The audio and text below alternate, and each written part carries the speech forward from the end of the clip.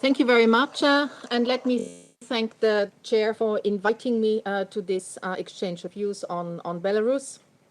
We have been very closely following the developments over the past month, and of course, particularly during the last weeks. You have seen that the High Representative called for an informal video conference of the foreign ministers who discussed Belarus. The leaders had a discussion on the 19th of August. There have been many contacts. Our head of delegation in Minsk has been very active, and for a good reason, because Belarus is a close neighbor, and what happens there obviously matters to us.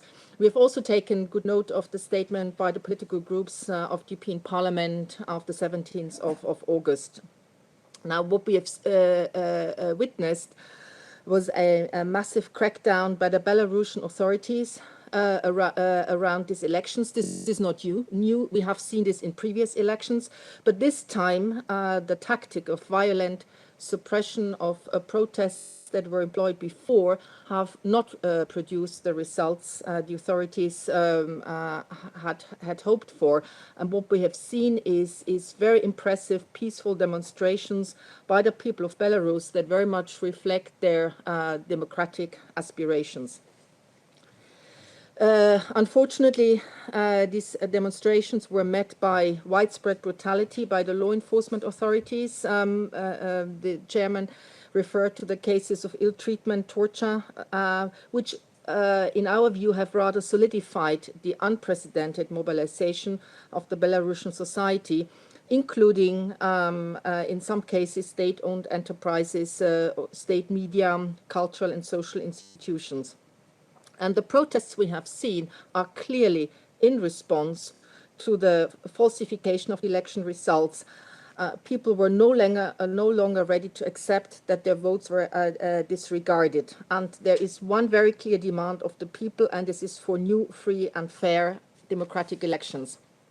Now, what is extremely important is to emphasize that this mobilization of the Belarusian people is about their right to freely and democratically choose their leaders and to be able to decide the future for themselves. I'm saying that because this is not about a binary choice between the West or Russia. There are no EU flags flying at the demonstrations, I think, and we must take this into account when we are considering what the EU can do. So what have we done and what more can we do?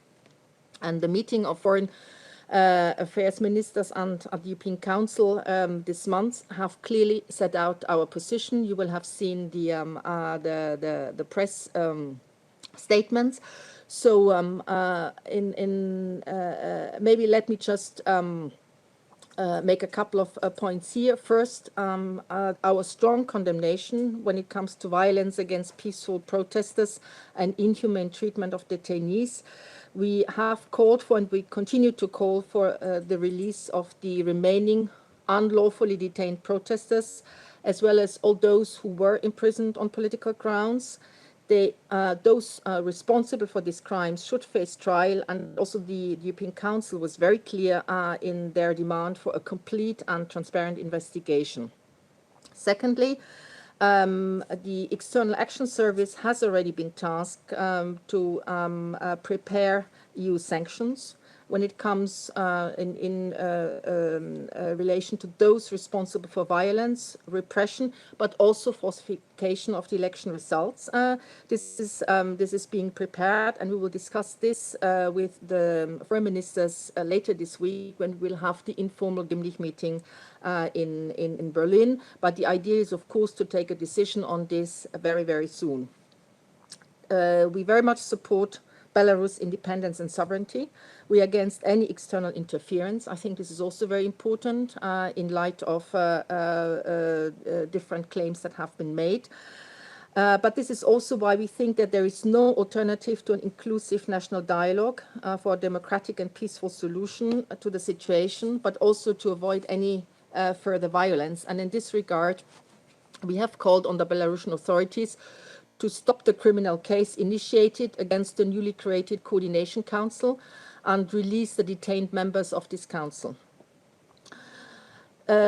Also this week, and I should mention that, there will be an extraordinary OSCE meeting to discuss the OSCE's role in supporting Belarus. We welcome the proposal by the chairmanship in office for a joint visit with the future chairmanship in office to Minsk. And for the EU, and the High Representative has been very clear about this from the beginning, we are absolutely available to contribute to any of these efforts and any effort for democratic and a peaceful solution. The High Representative has been declared his own readiness to go and visit, and but for the time being, the focus is on the proposal by the OSCE, which we stand ready to support. Both the President of the European Council and the High Representative have been very active in urging all to avoid external interference. They have urged the Belarusian authorities to enter into the national dialogue. President Michel has spoken to President Putin. The High Representative has spoken both to Foreign Minister Lavrov, but also to the Belarusian Foreign Minister.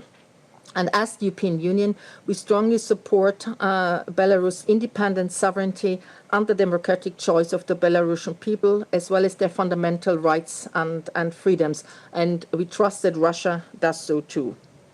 I should also stress the very important role the EU delegation in Minsk has played, and particularly also its head, Dirk Schübel, particularly in the past weeks, in maintaining, not only ensuring EU coordination on the ground, but also maintaining regular contacts with all actors in Belarus, including notably civil society and opposition, effectively ensuring a unified EU position on the ground, and working with other key partners. This has been also one of the outcomes of the European Council for the EU to work with third countries, and we have had contacts at all levels.